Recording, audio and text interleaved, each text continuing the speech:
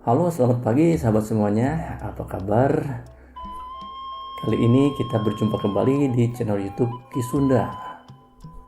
Channel yang berisikan tentang eh, budaya Sunda dan bahasa Sunda.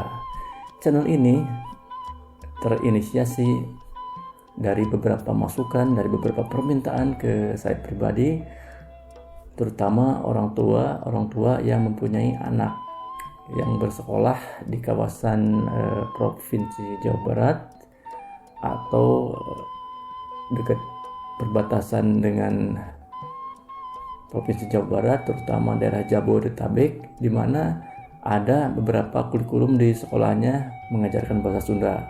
Mereka kesulitan bagaimana mengajarkan anak-anak mereka untuk bisa berbahasa Sunda. Nah, oleh karena itu channel YouTube ini saya coba create, mudah-mudahan bermanfaat untuk semuanya. Untuk episode pertama ini saya ingin memberikan gambaran bagaimana vokal dalam bahasa Sunda. Sebetulnya vokal dalam bahasa Sunda hampir sama dengan vokal dalam bahasa Indonesia, cuman ada beberapa tambahan bunyi ya. Seperti apa itu tambahan bunyinya nanti akan kita lihat dan kita bahas bersama-sama. Tapi sebelum itu kita coba lihat yang satu ini dulu. Oke. Kisunda menunjukkan kampungku.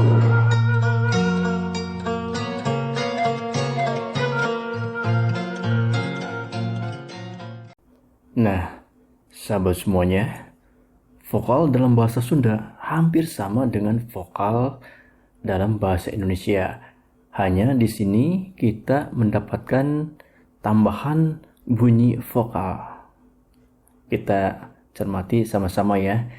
Dalam bahasa Sunda ada vokal A, I, U, E, O, E, dan U.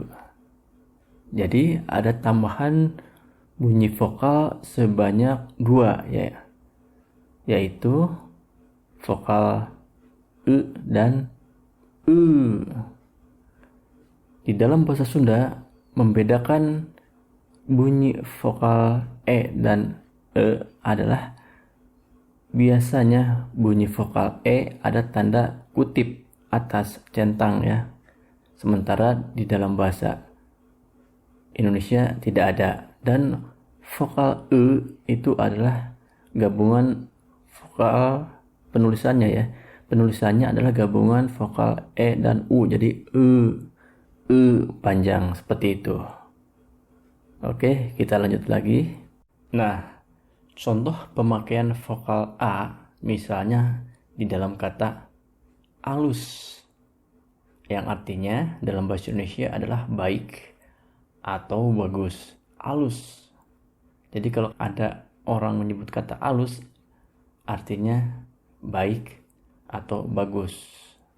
Alus ini adalah bahasa yang dipakai sehari-hari. Selanjutnya, contoh pemakaian vokal I. Contoh katanya adalah isuk. Isuk ini berarti besok. Yang ketiga, ada contoh pemakaian vokal U. Hampir sama dengan bahasa Indonesia. Kita membacanya misalnya dalam kata suuk. Suuk ini artinya adalah kacang, makanan ya, yang biasa kita makan. Misalnya kacang 2 kelinci ya. Itu kacang dalam bahasa Sundanya adalah suuk. Vokal yang keempat adalah E. Di sini E di dalam bahasa Sunda memakai tanda curak atau tanda kutip di atas hurufnya ya. Contohnya adalah pada kata beak. Beak artinya dalam bahasa Indonesia adalah habis. Beak sama dengan habis.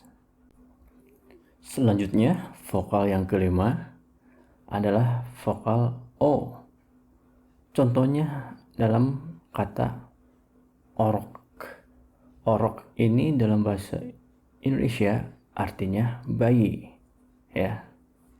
Nah, inilah dia vokal keenam sebagai bunyi vokal tambahan di dalam bahasa Sunda. Misalnya di sini ada vokal e. Contohnya di dalam kata benar. Benar itu dalam bahasa Indonesia artinya betul. Jadi ada bunyi vokal e. Contohnya dalam kata benar yang artinya betul. Bunyi vokal ketujuh yaitu e. E ini penulisannya adalah gabungan vokal e dan u. Jadi eu. Eu ya. E dibacanya e agak panjang. Contoh katanya adalah sekut yang dalam bahasa Indonesia artinya tajam ya. Sekut. Sekut ini dalam bahasa Indonesia artinya tajam. Nah, itulah tadi sahabat semuanya bunyi vokal dalam bahasa Sunda, yaitu ada 7, yaitu A, I, U, E, O, E, ya, ada 7. Sementara dalam bahasa Indonesia hanya 5. Di dalam bahasa Sunda ada penambahan 2 bunyi vokal, yaitu e dan e. Contohnya sudah kita kasih tadi ya. Untuk e misalnya benar, untuk e contohnya adalah sekut.